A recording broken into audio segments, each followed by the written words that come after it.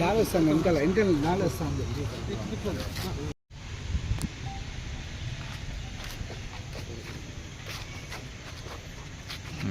ముందర పోతుంటే తీసి గమ్మున వేసేయచ్చు. ఎందుకు తీసేసే ఇట్లా నువ్వు ఆ సైడ్. అందరికీ నమస్కారం. మొన్నటి రోజు సిఐ గారి పైన విసిగి వేసారిపోయి మేమందరూ కూడా తెలుగుదేశం పార్టీ మద్దతుదారులని అణిచివేస్తున్న తీరు చూసి బాధపడి అందరూ కూడా స్టేషన్ వద్దకు వెళ్ళి ధర్నా కార్యక్రమం నిర్వహించడం జరిగింది. ఆ కార్యక్రమం మీరందరూ కూడా ఉన్నారు. ఆ రోజు సిఐ గారు కావాలనే తెలుగుదేశం పార్టీ కార్యకర్తలని ఇబ్బంది పెట్టే విధంగా ఇసుక తోలుతుంటే, ఉచిత ఇసుక విధానంలో భాగంగా ఇసుక తోలుతుంటే 2 ట్రాక్టర్లను సీజ్ చేయడం జరిగింది. అది అక్రమము. ప్రభుత్వానికి వ్యతిరేకంగా ప్రవర్తిస్తున్న సిఐ గారిని మేమందరూ కూడా నినదించాం. దానిపైన ఎస్పీ గారికి విచారణ చేయాలని మొన్న పోయి స్పందన కార్యక్రమంలో వచ్చాం. ఈరోజు డిఎస్పీ గారి వద్దకు వచ్చి ఆయన మీదనే ఎంక్వైరీ చేయాలని చెప్పాము. కాబట్టి డిఎస్పీ గారు కానీ ఎస్పీ గారు కానీ ఎంక్వైరీ చేస్తామని చెప్పారు. సిఐ గారి పైన ఖచ్చితంగా ఎంక్వైరీ చేయాలని మేమందరూ కూడా డిమాండ్ చేస్తున్నాం. సిఐ గారి తీరు చూస్తే మీరందరూ కూడా 5 ఏళ్ళుగా మీరు మీడియా మొత్తం కూడా చూస్తూ ఉంది.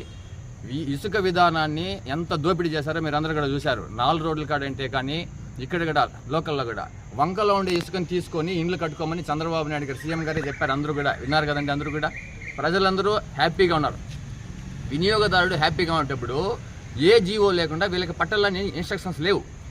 ఎంఆర్ఓ గారు ఉన్నారు, ఆర్డీఓ గారు ఉన్నారు, శాబ్ ఉన్నది, ఎక్సైజ్ శాఖ వాళ్ళు అంటారనమాట, వాళ్ళు కూడా ఉన్నారు. వీళ్ళందరూ కూడా గమ్మున ఉన్నారు.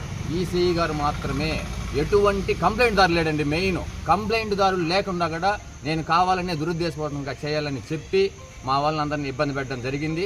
కాబట్టి మేమందరూ కూడా ఆయన మీద సీరియస్గా యాక్షన్ తీసుకొని సస్పెండ్ చేయాలని కోరుకుంటూ ఈ అవకాశం ఇచ్చిన మీ అందరికీ కూడా ధన్యవాదాలు తెలియజేస్తున్నాను.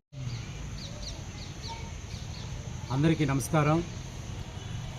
పలమనేర్ అర్బన్ సిఐ గారు చంద్రశేఖర్ గారు గత 2-3 సంవత్సరాల నుంచి ఆయన చేయని దందా లేదు, ఆయన చేయని మోసం లేదు.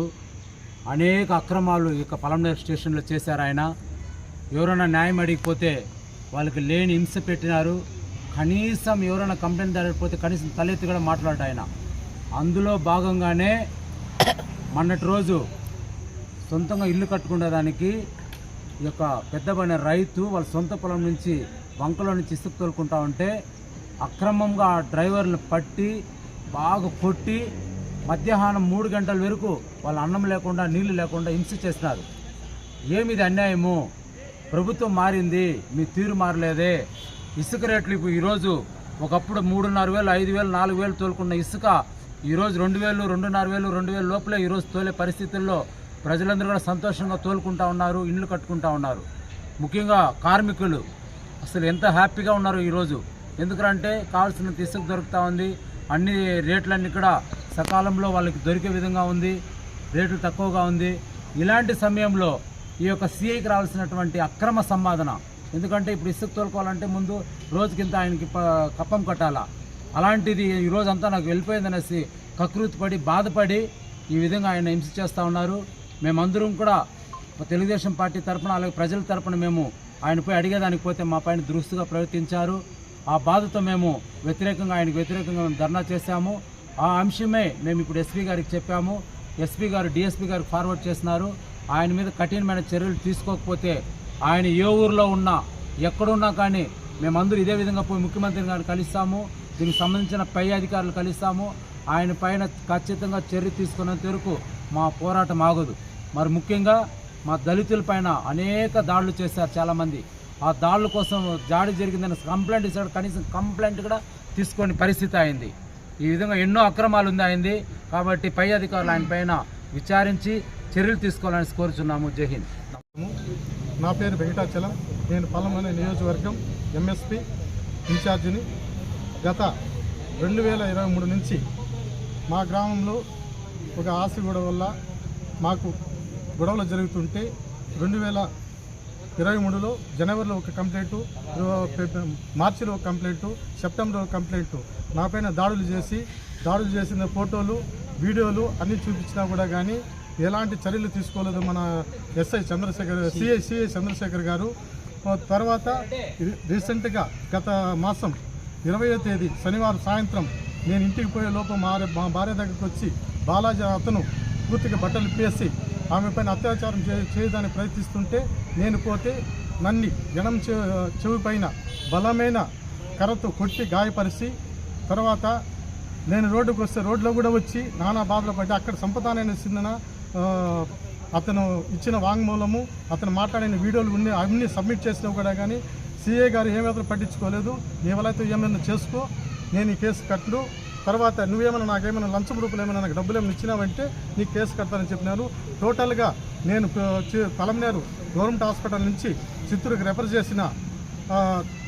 చేసినది, చిత్తూరు నుంచి అక్కడ ట్రీట్మెంట్ పొందినది, నా చెవు కన్నబేరు పగిలిపోయిన టోటల్ రిపోర్ట్స్ సిఐ గారికి సబ్మిట్ చేసినా కూడా కానీ ఇంతవరకు ఏ విధంగా పట్టించుకోలేదు.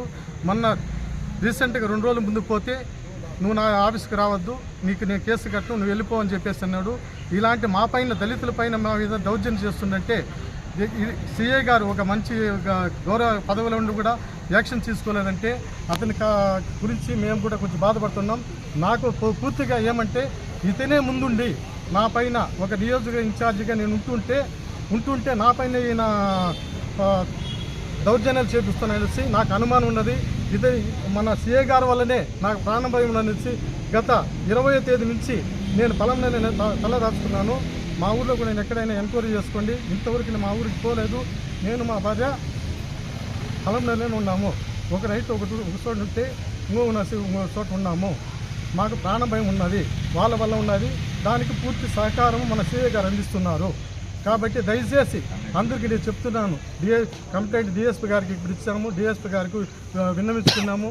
పూర్తిగా ఎవిడెన్స్ మాదిరిలో 2023 నుంచి మా వాళ్ళ ప్రత్యర్థులు నా పైన దాడులు చేసినవి వీడియోలు ఫోటోలు అన్నీ ఉన్నాయి, అన్నీ పూర్తిగా సబ్మిట్ చేసినాము. దీనిపైన మీరు పెద్దలు మాకు న్యాయం చేయవలసినది. నాకు, నా భార్యకి, నా కుటుంబానికి ప్రాణహాని ఉన్నది. నాకు ప్రాణహాని నుంచి నాకు రక్షణ కల్పించి కోరుతున్నాను.